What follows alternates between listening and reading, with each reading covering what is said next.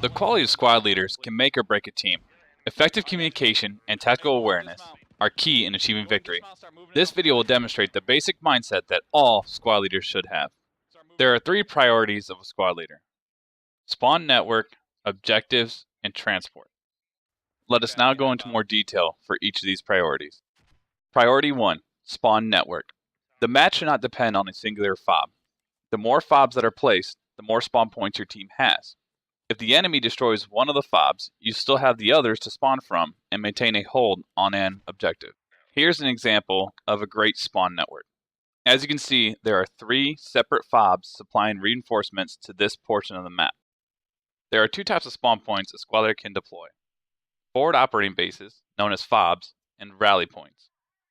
Rallies can be deployed by a squad leader and 1 squad mate and have a 2-minute cooldown timer. They only have 9 spawns on them and can be destroyed just by an enemy getting within 5 meters of them. However, they do not cost any tickets when destroyed, thus making them ideal for close to front line placement. Fobs require a squad leader plus any 2 teammates. They do not have to be squad mates. Once the fob is placed, a logistics truck needs to drop off supplies. After that, a hab needs to be deployed and built in order for troops to spawn. Fobs can only be destroyed by enemy explosives, heavy machine guns, and/or shovels. They also cost 15 tickets when destroyed.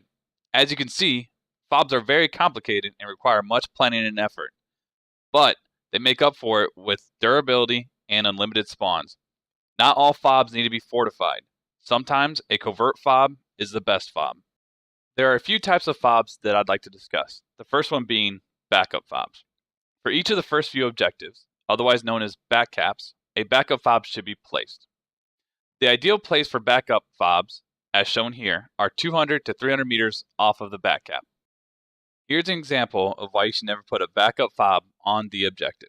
Say that most of your team is at North Village trying to defend it. Meanwhile, the enemy is sending a recon squad to Hill 123 to scout it out. This recon squad will easily find your fob and take it down without ever firing a shot. Now, if your team loses North Village, you will have to walk your happy ass all the way from Maine to get to the front. The second type of fobs are defensive fobs. These are fobs that are placed directly on an objective that is currently being defended and active.